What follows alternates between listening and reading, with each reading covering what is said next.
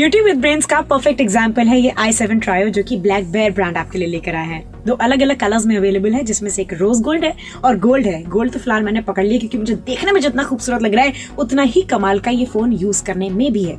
अच्छा, फ्लैप के साथ आ रहा है जिसमें आपको मिरर ग्लास मिल रहा है ताकि आप स्क्रीन को ढंग से देख पाए। स्क्रीन की क्लैरिटी बहुत बढ़िया है क्योंकि 2 इंच की बड़ी स्क्रीन साइज मिल रही है, वो भी कलर्ड। कीपैड जो आप देख रहे हैं वो बड़ा है, तो अगर कीपैड के नंबर ढूंढने में दिक्कत होती थी आज तक, तो वो नहीं होने वाली है। कैमरा के साथ वायरलेस FM के साथ वाइब्रेशन, लाउडस्पीकर जैसे कई सारे फीचर्स हैं। इनफैक्ट इसमें 2 सिम एट ए टाइम चल सकती है। आपको इसमें मेमोरी कार्ड का स्लॉट भी दिया जा रहा है ताकि आप अपनी पिक्चर्स या गाने अच्छे से इसमें स्टोर कर पाए।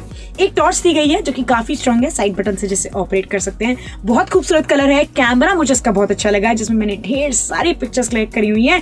इनफैक्ट 1 साल की वारंटी भी आपको मिल रही है। अच्छे बॉक्स चार्जर के साथ ही आपके पास आएगा, सिर्फ 1 क्लिक दूर है। सोच कह रहे हैं, शॉपिंग कीजिए।